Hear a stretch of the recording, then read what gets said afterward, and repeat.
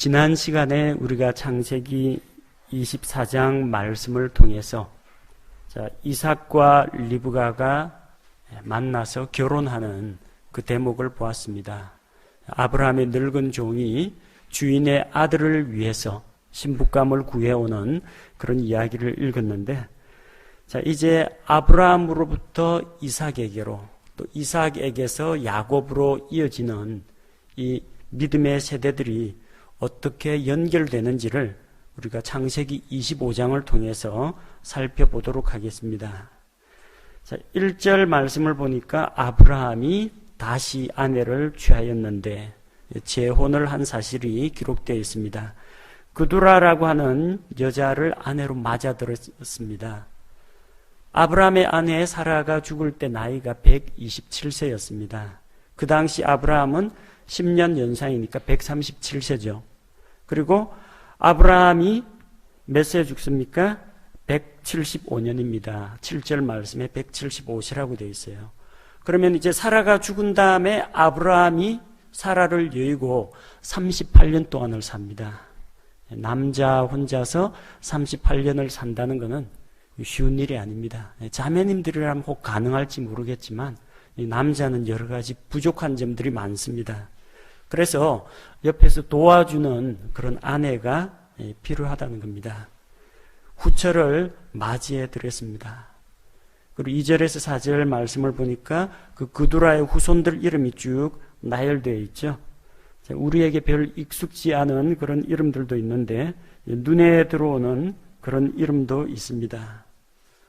이 말씀에 보니까 미디안 족속이 2절 말씀에 미디안이 그녀에게서 나왔습니다. 아브라함과 아브라함의 후처 그두라의 사이에서 미디안이 나왔습니다. 미디안 족속은 사사기 6장에 나오죠.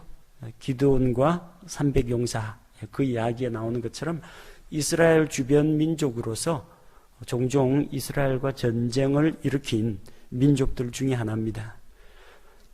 믿음의 조상이라고 하는 그 아브라함에게서 나왔음에도 불구하고 이렇게 하나님의 백성을 대적하는 그런 민족이 나올 수 있는 것을 볼 수가 있습니다.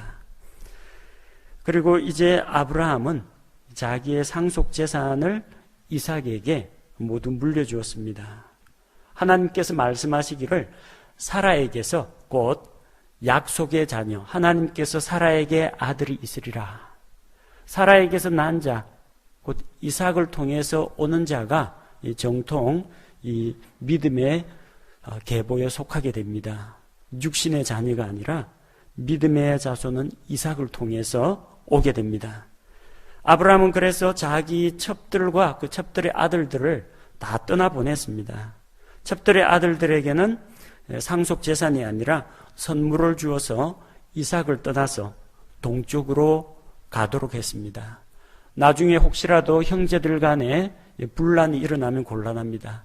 하나님께서 아브라함과 이삭에게 약속의 땅 가나안을 주겠다고 하셨는데 하나님의 약속의 자녀가 아닌 육신의 자녀가 또 이를 빼앗으려고 다투면 곤란하기 때문에 자기 살아 생전에 다 떠나가도록 했습니다.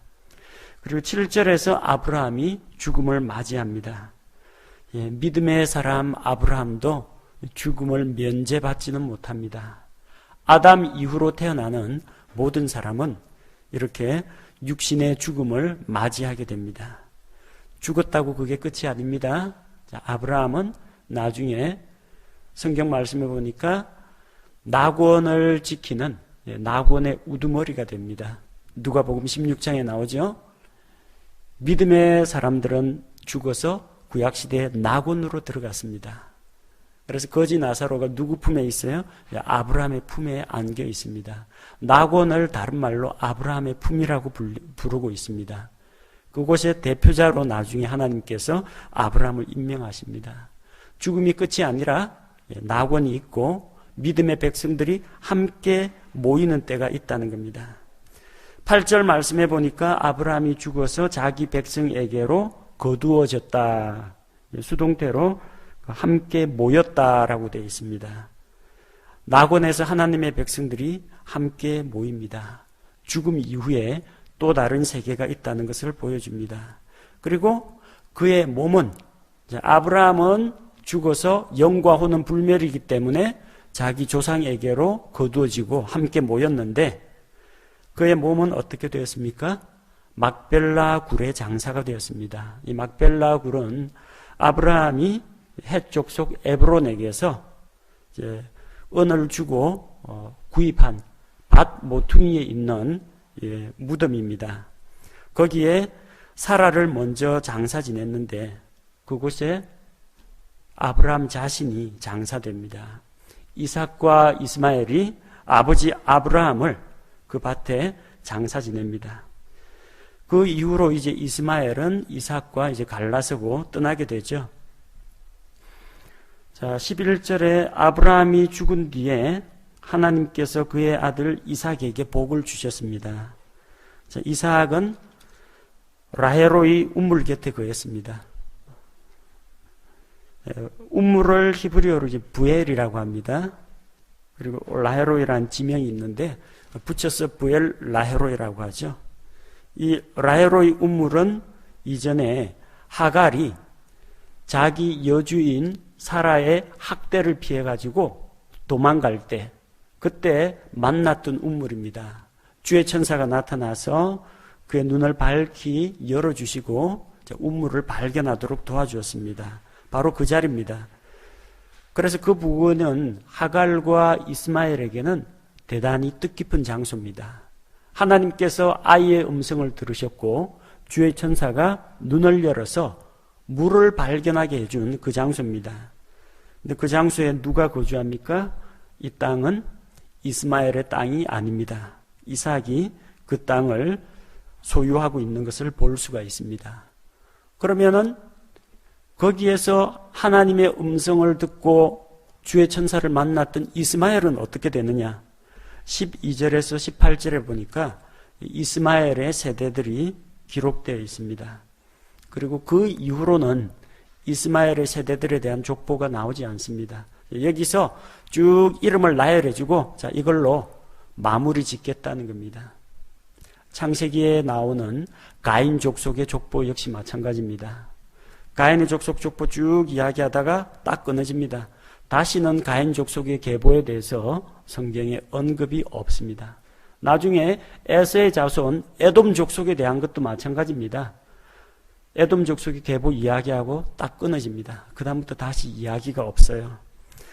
이스마엘에 대해서 하나님께서 12절에서 18절까지 소개를 하십니다. 아브라함과 이집트 출신 여종 하갈 사이에서 태어난 이스마엘의 후손들, 그로부터 하나님께서 12명의 통치자를 세워주십니다. 그도 역시 아브라함에게서 난 자이기 때문에 이스마엘에게도 복을 주겠다 하셨고 그 결과 12족속이 나옵니다.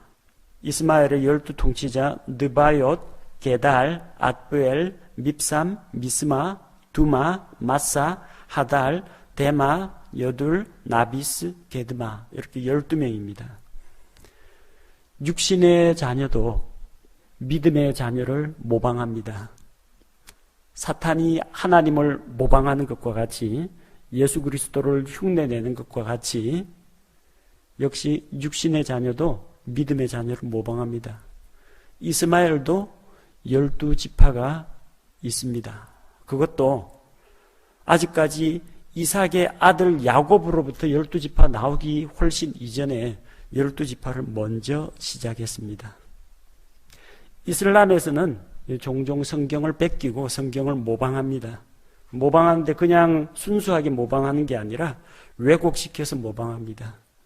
그래서 그들이 가지고 있는 그 경전에 보면은 아브라함이 하나님 앞에 모리아 산에서 희생물로 드리러 데리고 간 아들이 이스마엘이라고 나옵니다. 성경 창세기 22장 그 내용을 그대로 가져가는 대신에 등장인물만 이삭 대신에 이스마엘, 자기들의 조상으로 바꿔치기를 한 겁니다. 그러나 가짜는 가짜입니다. 진짜가 될 수가 없습니다. 그들이 비록 이스라엘 12지파보다도 먼저 이스마엘 12지파가 나왔다고 할지라도 하나님께서는 그들을 통해서 세상에 복을 주지 않으십니다. 그들을 통해서 메시아가 오게 하지 않으십니다. 오늘날 이스마엘의 후예를 자처하는 이슬람 세력에서 뭐 하고 있습니까? 사람들 목 잘라 죽이는 일을 하고 있습니다. 이게 무슨 세상에 기쁨과 복을 주는, 땅에 있는 모든 가족들이 복을 주는 아브라함의 언약의 계승자가 그들은 아니라는 이야기입니다. 자, 그렇게 12지파를 형성하고 이스마엘은 죽습니다. 17절에 보니까 이스마엘 역시 137세를 향수하고 죽었습니다. 그들의 후손들은 하율라에서부터 수르에까지 거했다고 기록되어 있습니다. 이 수르 광야는 이스라엘의 최남단 브엘세바 있죠. 거기서 더 남쪽으로 내려가면 수르 광야가 나옵니다. 그래서 수르 광야의 위치는 내가 아시리아로 갈 때 이집트 앞에 있느니라. 내가라는 그 표현이 나오죠. 킹 제임스 성경에는 이렇게 표현되어 있습니다. 누가 누구에게 이 이야기를 하고 있습니까? 하나님께서 모세를 통해서 이 말씀을 주셨고, 모세가 이 율법의 말씀을 기록하면 누가 이걸 읽겠습니까? 이스라엘 백성들이 읽습니다. 그러니까 이 수르 광야의 위치가 어디쯤인지를 알 수가 있습니다. 자, 아시리아로 올라가는, 이집트에서 아시리아로 올라가는, 남쪽에서 북쪽으로 올라가는 그 중간 지점에 있습니다. 이집트보다 조금 앞쪽에 수르 광야가 있습니다. 그리고 이스마엘이 자기의 모든 형제들 앞에서 죽었더라. 자기 동족들 앞에서 이스마엘이 죽은 것을 이야기합니다. 그런데 개역은 이게 번역이 반대로 되어 있습니다. 자기의 모든 형제들 앞에서 죽었더라. 17절에 죽은 이야기 나오죠. 그가 숨을 거두고 죽어 그들의 백성, 자기 백성에게로 돌아갔습니다. 자기 모든 형제들 앞에서 죽었다는 이야기예요. 그런데 개역은 이게 죽었다가 아니라 살아있는 걸로 되어 있어요. 개역에는 그 자손들은 하율라에서부터 아수르로 통하는 애굽 앞 술까지 이르러 그 모든 형제의 맞은편에 거하였더라. 안 죽고 살았다는 이야기예요. 17절, 18절이 완전히 반대가 되죠. 거한 것이 아니라 죽었다는 이야기입니다. 그리고 이스마엘 자손들이 처음 거하던 곳은 이스라엘의 맞은편이 아닙니다. 이스라엘 맞은편이면 요르단강 동쪽입니다. 그래야 맞은편이 되겠죠. 그런데 우리가 본 것처럼 아시리아하고 이집트 사이에 있는 수르 광야입니다. 처음에는 이스마엘 족속의 그 터전이 남쪽 지방이었다는 걸 알 수가 있습니다. 자, 그래서 이스마엘 족속들은 일단락이 되었습니다. 그 다음 아브라함의 뒤를 이어서 믿음의 세대를 이어갈 이삭의 세대들이 등장합니다. 19절과 20절에는 이삭의 세대들이 기록되어 있습니다. 아브라함과 사라 사이에서 약속의 자녀 이삭이 태어났습니다. 또한 아브라함의 형제 가운데서 나홀과 밀가 사이에서 부두엘이 나오고요. 이 부두엘이 리브가와 라반을 낳습니다. 이삭과 리브가가 만나죠. 이삭과 리브가는 말하자면 이제 삼촌, 조카, 진려 그런 사이입니다. 다만 이삭이 하도 아브라함의 노년에 100세에 얻은 아들이기 때문에 자기 조카뻘하고 나이가 거의 비슷합니다. 그렇게 해서 부부로 맺어졌습니다. 그가 결혼할 때가 나이가 40세에 아내를 맞이했습니다. 20절에 보니까 이삭이 40세의 리브가를 아내로 맞이했습니다. 그런데 아내가 아이를 갖지 못합니다. 아브라함과 마찬가지로 아내가 아이를 갖지 못하는 그 어려운 사정을 알고 이삭이 주께 간구합니다. 주께서 그 간구를 들어주셔서 그녀가 수태하게 됩니다. 그래서 몇 세 아이를 얻습니까? 26절에 보니까 그녀가 그들을 낳을 때 이삭은 60세더라. 40세에 아내를 얻었는데 그리고 아이가 없으니까 한 1, 2년 지나고부터는 기도하기 시작했겠죠. 60세까지 20년 만에 얻었습니다. 기도도 한 19년, 20년 정도 기도를 한 것 같습니다. 그렇게 기도를 해서 아이를 얻었는데 한 번에 2명이나 주셨습니다. 복 받았습니다. 쌍둥이를 얻었습니다. 리브가가 쌍둥이를 임신하게 됩니다. 이 쌍둥이가 뱃속에서 얌전하지를 못합니다. 자꾸 이게 문제를 일으킵니다. 다툽니다. 아이들이 뱃속에서 다투고 싸우니까 그녀가 그렇다면 나는 왜 이렇게 된 걸까 하고 주께 여쭈었습니다. 하나님 이게 도대체 무슨 일입니까 하니까 주께서 그녀에게 일러주십니다. 2 민족이 내 태속에 있다. 2 종류의 백성이 내 뱃속에서부터 나눠질 것인데 한 백성이 다른 백성보다 강하겠고 어느 쪽이 강하냐? 형이 동생을 섬기리라. 동생이 더 강한 민족을 이룰 것이다. 그런 내용입니다. 이것은 야곱과 에서에 대한 어떤 선택이나 예정의 문제가 아닙니다. 야곱과 에서 개인을 놓고 하나님께서 에서는 저버리셨고 야곱은 구원하시겠다. 그들이 태어나기 전부터 누가 구원받을 자인지 결정해 놓았다. 장로교에서 이야기하는 그런 예정론하고는 전혀 관계가 없습니다. 여기에는 이 야곱과 에서 2 사람에 대한 이야기가 아니고요. 뭐가 언급됩니까? 2 민족이라고 했습니다. 2 민족, 2 종류의 백성, 한 백성, 다른 백성. 근데 어느 쪽? 자, 형 쪽의 백성과 아우 쪽의 백성. 형이 동생을 섬긴다고 했습니다.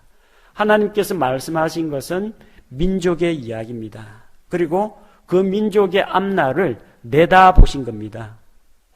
모든 것을 알고 계신 전지하신 하나님께서 미리 아신 것 예지입니다. 앞으로 이 민족이 어떻게 될 것인가 미리 아신 것이지 너는 뱃속에서부터 구원을 받아라, 너는 지옥에 가라 이런 식으로 예정한 것도 아니고 또한 내가 미리 결정해 놓는데 야곱 민족은 무조건 복받아라, 에서 민족은 망해라, 하나님께서 이런 식으로 예정을 하신 게 아니라는 겁니다. 미래를 미리 아시는 하나님께서 내다보신 것입니다. 이것은 개인의 구원 문제하고는 관계없습니다. 그 민족의 앞날을 하나님께서 미리 알고 계신 것뿐입니다. 그 중에서 한 민족은 하나님의 부르심을 받아서 쓰임을 받습니다. 그러나 한 민족은 하나님을 저버립니다. 하나님께서 여러 차례 손을 내밀고 구원하고자 하지만 마침내 스스로 멸망의 길을 자처해서 가게 된다는 겁니다. 여기에서 한 민족, 곧 야곱을 통해서, 이스라엘을 통해서 예수 그리스도, 곧 메시아가 오십니다. 그래서 아브라함에게 하신 약속, 내 씨로 말미암아 땅의 모든 가족들이 복을 받을 것이다. 예수 그리스도를 이야기합니다. 근데 그 예수 그리스도가 누구 계열로 오느냐? 야곱의 계열로, 이스라엘 계열로 오신다는 겁니다. 그들은 쌍둥이로 태어났습니다. 같은 아버지와 같은 어머니를 두고 있습니다. 같은 날에 태어난 쌍둥이도 똑같지 않다는 겁니다. 에서는 태어날 때 몸이 붉고 몸에 털이 나 있었습니다. 그래서 붉다라는 뜻으로 에서, 또 붉은색을 이야기하는 에돔, 그렇게 부릅니다. 야곱은 왜 야곱이냐? 발 뒤꿈치를 잡다는 이야기입니다. 사기꾼, 발 뒤꿈치를 잡아서 다른 사람이 넘어지게 하는 그런 교활하고 간교한 자다, 그런 뜻입니다. 뱃속에서 이제 엎치락 뒤치락 누가 먼저 나가서 누가 형이 될 거냐 하다가 결국은 힘 좋은 에서가 밀치고 나오고 그게 억울해가지고 형 못 나가게 하려고 발 뒤꿈치를 잡고 끌려 나온 겁니다. 이삭 60세에 전혀 닮지 않은 쌍둥이 아들들을 얻었습니다. 외모만 그런 것이 아니라 기질도 닮은 구석이 없습니다. 27절에 보니까 에서는 아주 능숙한 사냥꾼이 되었습니다. 들 사람입니다. 창이나 활을 가지고 들에 나가서 짐승들을 잡아가지고 사냥을 해옵니다. 하지만 야곱은 평범한 사람으로 장막에 거하면서 집안에서 부엌 일을 도와주는 그런 역할을 맡았습니다. 자, 아이들의 기질이 서로 반대가 되건 닮았건 그건 별 중요한 문제는 아닙니다. 부모가 문제입니다. 28절에 보니까 이 부모가 아이를 편애합니다. 이삭은 에서가 사냥한 고기가 좋으니까 집에 맛있는 고기를 제공하는 큰아들을 귀하게 여기고 큰아들 편입니다. 에서를 사랑했습니다. 근데 리브가는 장막에 거하면서 집안일을 도와주는, 밖에 나와가지고 집에 안 들어오는 아들보다는 엄마 옆에 착 달라붙어가지고 사근사근하게 엄마하고 이야기도 잘 해주고 집안일 도와주는 야곱이 또 이뻐 보이는 겁니다. 리브가는 야곱을 사랑합니다. 부모가 각기 아들 하나씩 놓고 편이 갈라져 버렸습니다. 근본 원인은 어디에 있느냐? 이삭의 집안은 한마디로 조용한 집안입니다. 대화가 없어요, 대화가. 결혼 이후부터 지금까지 이삭과 리브가가 대화하는 거 한 번이라도 보신 적 있습니까? 여보, 나 아이 못 갖는데 우리 기도할까? 이런 거 안 나옵니다. 이삭은 하나님께 기도할 줄 알지만 아내에게 위로를 해주는 말, 그런 거는 전혀 기록되어 있지 않습니다. 뱃속에서 아이가 이러는데 여보 이거 어떡하지? 서로 이야기 안 합니다. 이삭도 그 물어보지도 않습니다. 궁금하지도 않습니다. 리브가가 주께 물어보고 주께서 그녀에게 알려주십니다. 이 대화가, 부부 사이에 대화가 없다 보니까요, 조용한 가정입니다. 뭐 그렇다고 해서 툭탁거리면서 싸우는 것도 아닙니다. 그냥 조용합니다. 평화롭습니다. 하지만 소통이 안 되는 집안이에요. 대화가 없다 보니까. 남편은 아내하고 대화가 없고 아내는 남편하고 대화가 없고, 그럼 그 빈자리를 어디서 메우려고 합니까? 자식한테 기댑니다.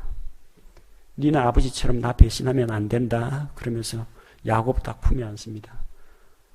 또 이삭은 대화할 상대가 없으니까 이제 큰아들 붙잡고 큰아들을 자기 편으로 끌어들입니다. 아버지하고 이 에서하고 엄마하고 야곱하고 반으로 딱 갈라져 버렸습니다. 이게 나중에 형제들 간의 분란을 일으키는 한 가지 원인이 됩니다. 하루는 에서가 사냥을 나갔다가 지친 모습으로 돌아왔습니다. 열심히 달리고 뭐 그러다가 뭐 다치고 그럴지라도 뭐 한 마리 잡아오면은 뿌듯하고 보람이 있는데, 그날은 허탕치고 돌아왔어요. 체력만 다 낭비하고 기진맥진해가지고 들어왔습니다. 자, 근데 주방에는 누가 있습니까? 장막에 거하면서 집안일을 도와주는 것은 야곱입니다. 야곱이 보니까 이게 뭐 국자 갖고 뭐 적고 있고 붉은 죽, 팥죽을 끓이고 있습니다. 그래서 에서가 배가 고파가지고 야곱에게, 동생에게 부탁합니다. 나 그거 좀 먹을 수 있겠느냐고. 그런데 약삭빠른 야곱이 뭐라고 합니까? 야곱이 이날 형의 장자권을 내게 팔라 합니다. 죽이 야곱 겁니까? 그 자기 집안 식량 아닙니까? 형도 먹을 자격이 있고 동생도 먹을 자격이 있는데 형이 기진맥진해가지고 죽을 그래도 끓인 사람은 야곱이니까 그거 좀 나눠달라고 합니다. 그러니까 장자권을 내게 넘겨주면은 주겠다고 합니다. 한순간에 그런 판단 실수로 장자권이 날아가 버립니다. 야곱은 형이 제일로 취약할 때 허기가 져가지고 뭐 먹을 거 주면 뭐든지 시키는 대로 다 할 만한 그런 때에 형의 약점을 틈타가지고 장자권을 사들였습니다. 에서는 어리석게도 장자권과 팥죽을 바꾸었습니다. 한순간의 그 배부름, 이걸 위해 가지고 한순간의 그 허기를 메우기 위해서 영원한 가치가 있는 그런 장자권을 팔아버린 것입니다. 장자권 하면 어떤 걸 받게 되느냐? 다른 형제들보다 아버지로부터 두 몫을 받게 됩니다. 그래서 만약에 아들이 둘이다 그러면은 재산을 세 몫으로 나눕니다. 아들이 다섯이다, 재산을 6등분합니다. 그렇게 해서 장남이 두 몫을 가져가도록 되어 있습니다. 뿐만 아니라 하나님께로부터 내려오는 그 약속, 그것도 장자권을 가진 사람이 계승하도록 되어 있습니다. 가정에서 각종 예배에 인도하고 영적인 지도력을 발휘하는 것도 장자권을 가진 아들이 행사하도록 되어 있습니다. 이건 단순히 상속분 중에서 다른 사람보다 2배 받는다, 그 정도에 그치는 게 아니라 그보다 더 영원한 약속이 달려 있다는 겁니다. 아브라함의 언약이 지금 이삭을 통해서 내려왔는데 그게 아들이 둘인데 누구한테 가느냐는 겁니다. 그걸 야곱이 가로챘습니다. 간교한 야곱이기도 하지만 한편으로는 아브라함으로부터 이삭을 통해서 내려오는 그 언약의 가치를 야곱이 깨달았다는 것을 우리는 알 수가 있습니다. 에서는 자기 장자권을 업신여겼습니다. 하찮게 여겼습니다. 히브리서 12장 16절에서는 이것은 음행하는 자나 혹은 먹을 것 한 조각을 위해 자기의 장자권을 판 에서와 같이 속된 자가 있지 아니하게 하려 함이라. 속된 자라고 했습니다. 우리 흔히들 세상에 있는 물질적인 그런 가치 이런 것을 추구하는 사람을 가지고 속물근성 그러죠. 세상에 있는 잠깐 반짝하다가 없어질 것 그것을 탐내는 에서를 가리켜서 속된 자라고 기록하고 있습니다. 그리고 한번 팔아버린 그 장자권은 돌아오지를 않습니다. 나중에 축복기도 할 때 야곱이 속임수를 써가지고 축복기도마저 빼앗았지만 축복기도 이전에 벌써 장자권은 정당한 가격을 주고 판매가 되어버렸던 겁니다. 이게 에서의 가장 큰 실수였습니다. 물론 야곱이 이렇게 비열한 방법으로 장자권을 빼앗은 것이나 아버지를 속이고 거짓말로 축복기도를 가로챈 것이 잘했다는 뜻은 아닙니다. 에서에게는 뭐가 부족했습니까? 영원한 가치를 가지고 있는 것을 분별하는 분별력, 판단력이 부족했습니다. 야곱은 뭐가 부족했습니까? 하나님께서 이미 자기 어머니를 통해서 말씀해 줬지 않습니까? 형이 아우를 섬기게 될 것이다. 한민족이 더 크게 될 것이다. 그러면 잠잠히 하나님의 때를 기다리는 그런 자세가 필요했는데 하나님의 때를 기다리지 않고 자기의 인간적인 편법과 권모술수를 사용한 겁니다. 물론 복을 받긴 받습니다. 생고생하고 받죠. 20년 동안 노예 생활하고 만신창이가 되어가지고 돌아오긴 합니다. 그래서 우리는 에서와 야곱에게서 반면교사, 저런 건 본받으면 안 되겠다. 에서처럼 속된 사람이 되면 안 되겠다. 야곱처럼 하나님의 때를 기다리지 않고 자기의 인간적인 속임수로 뭔가를 가로채려고 하는 것, 이것 역시 우리가 경계해야 됩니다. 아브라함이 죽고 첩의 자식, 그두라의 자식들 그리고 하갈의 자식 이스마엘은 다 떠나갔습니다. 하나님의 약속은 이삭에게 상속되었고 그 이삭에게 상속된 언약은 그의 아들에게 계승이 됩니다. 자, 그런데 이 이삭의 가정에는 한 가지 문제가 있었죠. 남편, 아내 사이에 대화가 없다는 것. 부부간의 대화가 부족하니까 충족되지 못한 것들을 자식에게서 기대를 하는 겁니다. 그것은 자식들에 대한 편애로 나타났고 이것은 형제간의 갈등으로 발전하게 되었다는 겁니다. 우리 그리스도인의 가정에서도 이런 문제가 일어날 수가 있습니다. 남편이 아내에게 좀 자상하게 이야기를 안 해준다. 아내가 남편한테 좀 사근사근하지 못하다. 서로 간의 대화가 부족하면 그걸 다른 데서 찾습니다. 어디에서 찾아요? 술이나 도박이나 마약에서 찾는 사람도 있고 바깥에서 그냥 유흥 오락에서 찾는 사람도 있고 혹은 자식에게 모든 걸 투자하면서 남편에게서 얻지 못한 혹은 아내에게서 얻지 못한 것을 얻으려고 합니다. 이건 분명히 잘못됐습니다. 가정에서 가장 중요한 것은 부모님도 아니고 자식도 아니고 남편과 아내입니다. 서로가 배우자에 대한 그런 책임과 또 배우자에 대한 존경을 가지고 서로가 대화를 하면서 이 문제는 풀어나가야 합니다. 에서는 장자권을 팥죽 한 그릇에 팔아버렸습니다. 먹고 나면은 조금 있으면 배가 꺼질 텐데 그 일시적인 만족을 주는 것 때문에 영원한 상속재산, 하늘에 속해 있는 영원한 가치를 포기해버렸습니다. 이 세상 살아가면서 우리가 지금 여기서의 당장 만족을 위해서 살아갈 것인가, 영원한 미래를 바라보며 참된 가치를 가진 것에 우리 자신을 투자할 것인지 우린 잘 생각해야 됩니다. 에서와 같이 속된 자가 우리 가운데 있지 않도록 우리 모두가 근신하고 분별력을 가져야겠습니다. 제가 기도하겠습니다.